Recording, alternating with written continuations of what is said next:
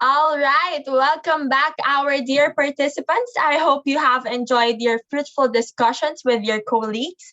Hopefully, you have gained friends and partners in the sessions.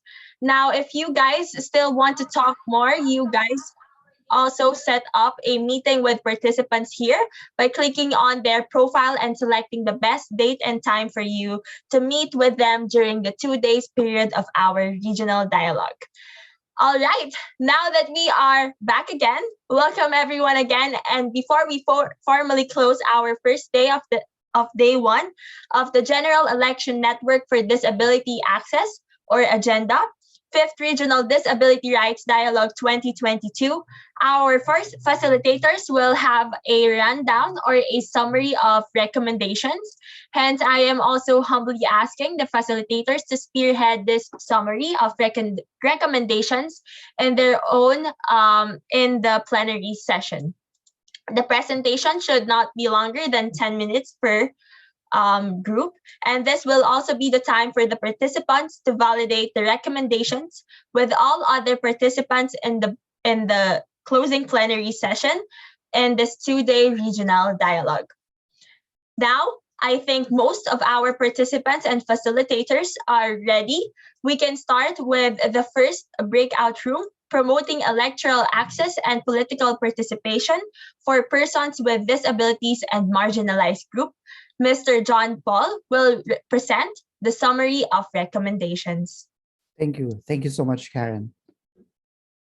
So the group one is on political participation of people with disabilities and marginalized groups. And we have clustered our recommendations into three parts. One is on advancing policies. Second is on accessibility. And third is on awareness raising. Under the policies or EMB policy reform, where we try to advocate for the EMBs, the first one is to reform laws or policies which are discriminatory towards voters with disabilities, specifically to psychosocial disabilities. So this will require civil society organizations, coalition-led advocacy with parliament, EMBs, and other key stakeholders.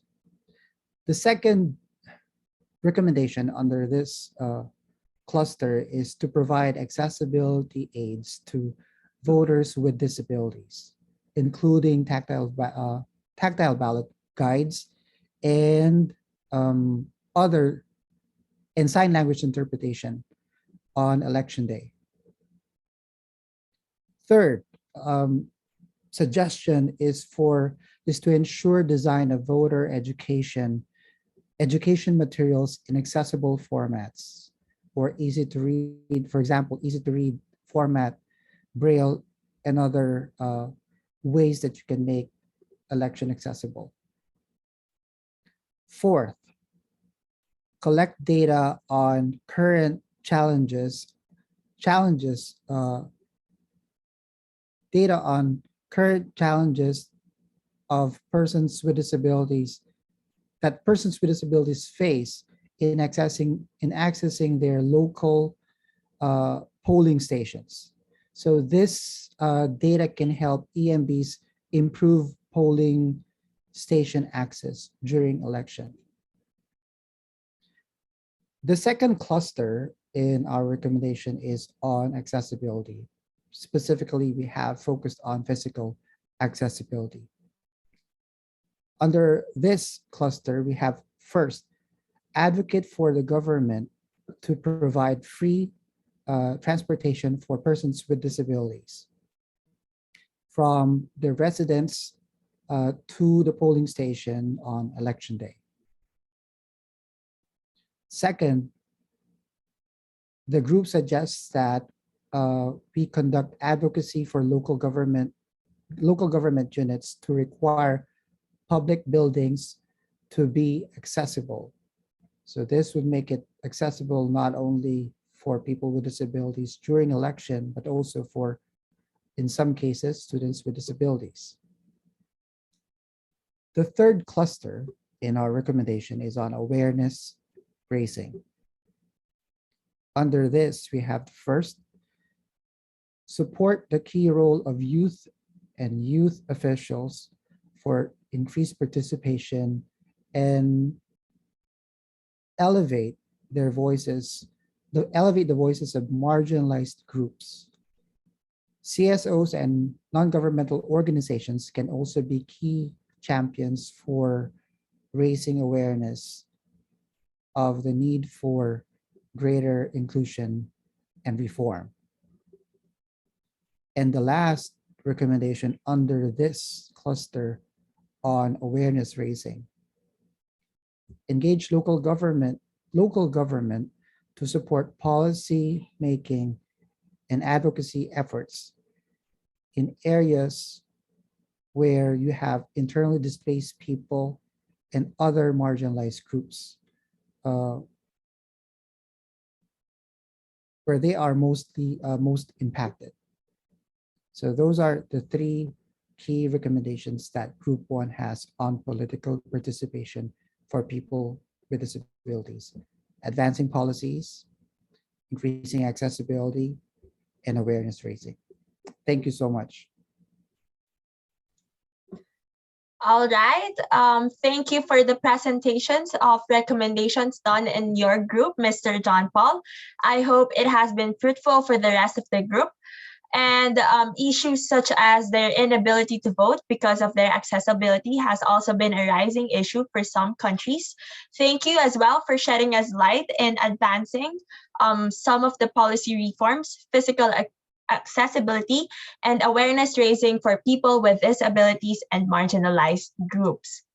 Now, up next, facilitator from the second breakout room, Ms. Meta Tipawong, for the promoting disability inclusive employment policies. You may now proceed in presenting the summary of recommendations for your group.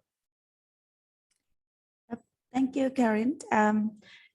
We are the representative from breakout room 2, and we have discussed about the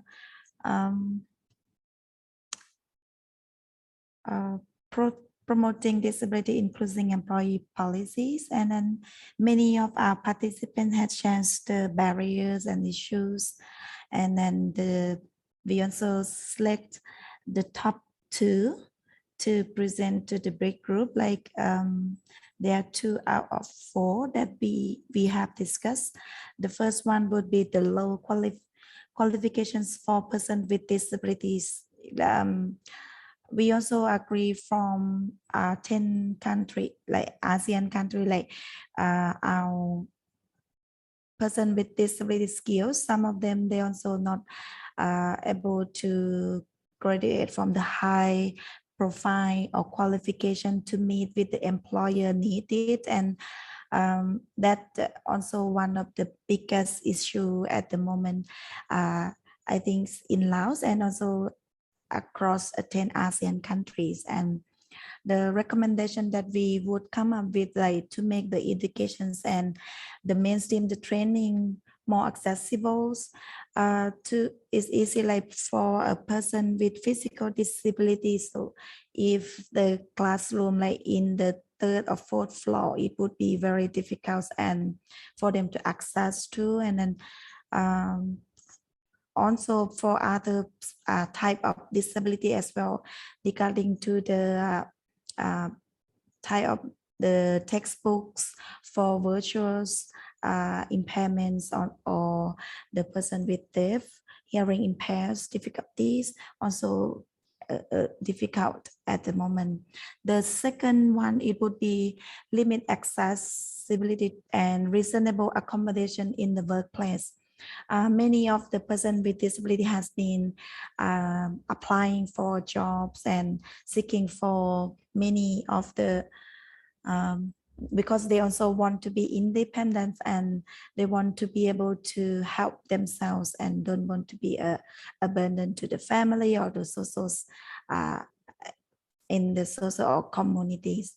But also difficult with the employer, whether they understand regarding to the have inclusive workplace, whether it is have the job fitted to their abilities, or the workplace is friendly with them, or the workplace where they sit, or even whether they have the lamb of physical disabilities and other type of disabilities as well. To come up with the recommendations, we also would like to do more the awareness raising for the companies and employer to understand more how they able to make some adjustment to accommodate or choose the work that's more feasible, or like able for them to match with their level to be able to get employed, and also staying in the law enforcement about the accessibilities and reasonable accommodations in the workplace. So that's all for our group 2's discussions regarding to the promoting the inclusive employment. Yep, thank you. Wow, amazing. Thank you for the insightful presentation about the issues in inclusive employment across the ASEAN countries and the rest of the world. We have learned a lot from your insights, especially the limited accessibility and accommodations in the workplace. Now, up next, we are now proceeding for our third facilitator. In the third breakout room, accessible information and COVID-19 response and recovery. The facilitator from the third breakout room may now proceed in presenting their summary of recommendations. Hi, everyone. Thank you very much, Karen, for the introduction. In the third breakout room, we were discussing accessible information and the COVID-19 pandemic, and especially how the barriers that people with disabilities often face in getting access to information about the pandemic and pandemic measures. So we agreed in our room that the overarching recommendation is that the participation of people with disabilities in developing information and in the pandemic recovery process is most important. We agreed that it was crucial to mainstream persons with disabilities in all response and recovery planning policies, in line with the principle of nothing about us without us. We also identified a few major barriers and grouped our recommendations in response to those barriers. One of the first barriers that we discussed was inaccessible information, whether that was in the form of lack of sign language interpretation, lack of captioning, lack of Braille materials, or materials that were difficult for people with autism to access. And so we agreed that the recommendation for this challenge should be that the government should take the lead in producing information that is accessible to all people with disabilities in various formats, like sign language, audio formats, and taking care that information was appropriate color contrast for people to be able to read it. Another barrier that we identified was misinformation and disinformation. And in terms of addressing that challenge, we identified that the government ministries should work to produce different kinds of information that was authorized information that would be correct, that could be shared, and to make sure that information was distributed through deliberate outreach, especially to older persons and all persons with disabilities. And one of the final barriers that we identified was the challenges of isolation. And the recommendation for this barrier was that social support for people with disabilities was crucial, especially older persons and persons who were isolating at home, and that special consideration should be given to be sure that they could access things that they needed. And also that psychosocial support that's accessible for persons with disabilities was crucial as well. It's not enough to just provide services, that those services must be accessible for people with disabilities. So that was the readout from breakout room 3. Thank you. Wow, wonderful insights and recommendations. Thank you, Ms. Rachel, for the presentation about accessible information and COVID-19 response and recovery. I hope everyone is learning well from the presentation, especially in being very careful with inaccessible information, misinformation, and disinformation, and some of the challenges brought by the isolation of the pandemic. Thank you again, Ms. Rachel. Now, coming right up, we have our fourth facilitator, Mr. Michael Dugraha, in the breakout room 4, mainstreaming opportunities for youth with disabilities in ASEAN. Facilitators are Mr. Michael is assigned to present in the session, can now present their recommendations. Okay, thank you, Karen. So first of all, I'm gonna present the barriers and issues, and then I'm gonna read out the recommendations for the barriers and issues. So we came up with 3 priority recommendations, and we came with two most important barriers or issues. The first one would be engaging young people on the issue of disability rights is a challenge as the issue is overshadowed by other topics. So as you guys have known, currently there are many mainstream topics right now, such as climate change that is mainstream. And this mainstream topics makes the young people more interested in advocating for the mainstream topics, for the popular topics. So one of our recommendation for this barrier is to increase networking opportunities for civil society organizations, organizations with persons with disabilities, and other young leaders to help raise awareness around disability rights and amplify messages. It's important to utilize opportunities like conferences and other events to network, connect with one another, and expand the networks, like events such as these events. So these events also provide opportunities to connect with peers in different countries experiencing different challenges.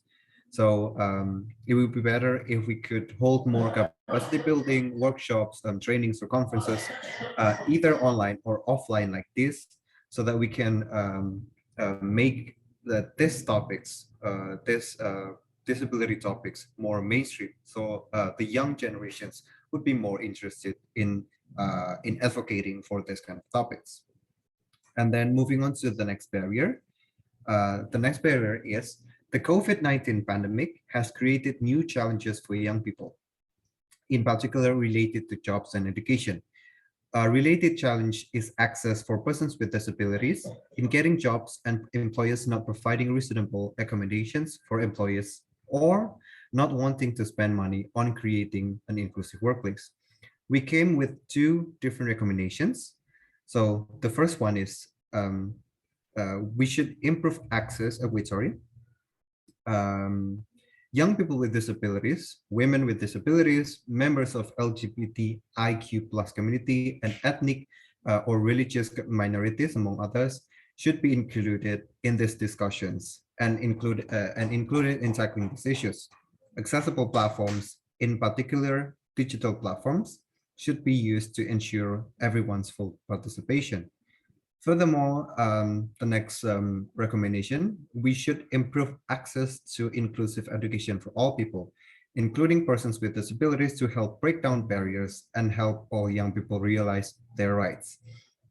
We talked about intersectionality earlier, so I think it's one of the most reasonable and right approach to see and analyze this kind of exclusive access, so that we can make events, projects, every aspects of our life inclusive, and then including information and resources in schools about persons with disabilities will also support inclusion of all people and the awareness of everyone's right.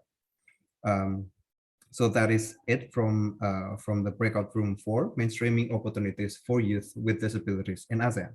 Thank you. Back to you, Karen. Thank you for that wonderful insight, Mr. Michael. This has opened our eyes in the current problems of our society in the opportunities available for person with disabilities, especially in the youth. Mr. Michael have also created a great point about empowering young people with disabilities to fully participate in the communities. He has also encouraged networking with civil societies and organizations to raise awareness for the disability rights. Thank you again, Mr. Michael, for that presentation. Up next, we have our fifth breakout room, and we have our fifth facilitator, Ms. Rastra Yaslan, from the Promoting Civic Participation and Conducting Advocacy to Mainstream Disability Rights. Ms. Rastra from Breakout Room 5, you may now proceed in presenting your recommendations. Thank you, Karen. So for all the participants in the breakout room number 5, we came up with a lot of barriers and we came up with a lot of recommendations.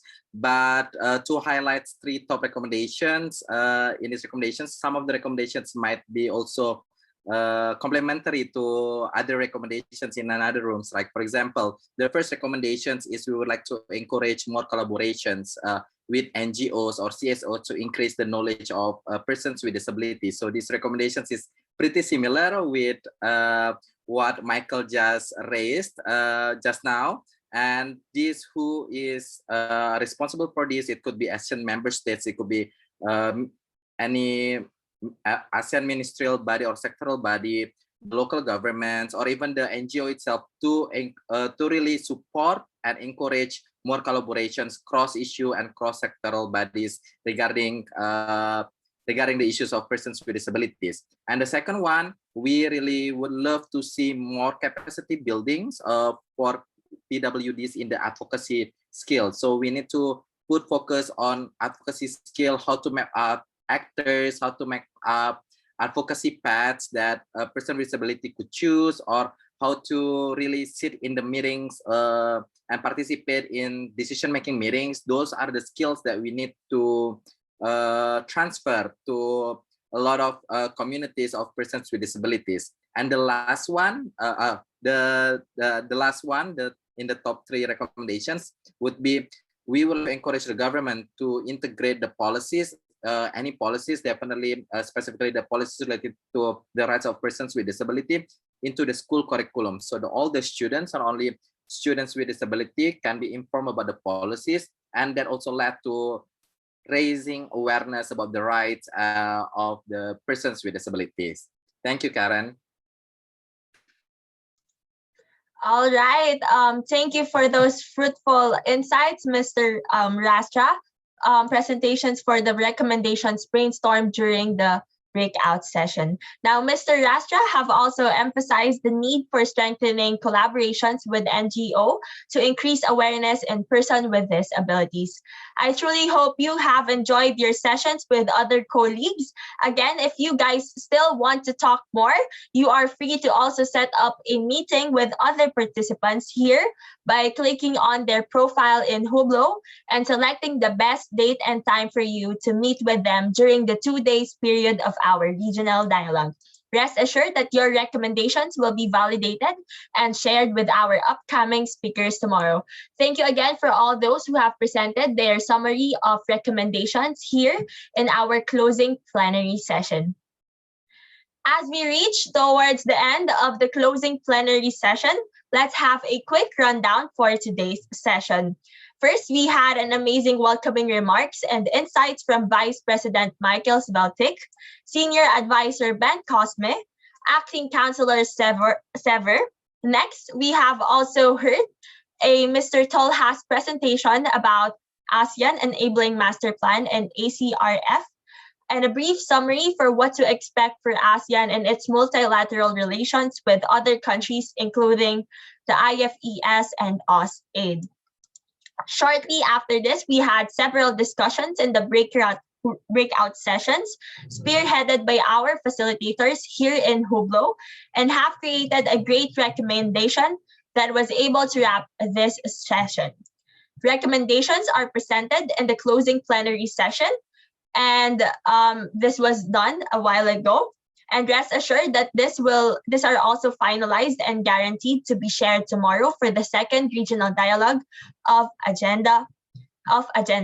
I sincerely hope today everyone have a fruitful discussions and insights from today's regional dialogue. Don't worry, tomorrow we have another exciting live panel networking sessions that can allow us on discussing how the recommendations made today can be utilized in the mainstream disability inclusion throughout the ASEAN region. I hope you all have a wonderful and productive morning session with us. Feel free to join our lounges and hit up some of our newly found friends to have another discussion that you would like to continue. The website will be available for us anytime throughout the 2-day session of General Election Network for Disability Access, 5th Regional Disability Rights Dialogue 2022, with a team of implementing the Enabling Master Plan 2025, opportunities for COVID-19 response and recovery through digital access and economic development. As we reach this point, this marks the formal closing of the first day of our regional dialogue, and I hope to see you all tomorrow for another wonderful session. This has been Karen Anyu signing off as your Master of Ceremony for today's regional dialogue. Thank you, everyone. Thank you.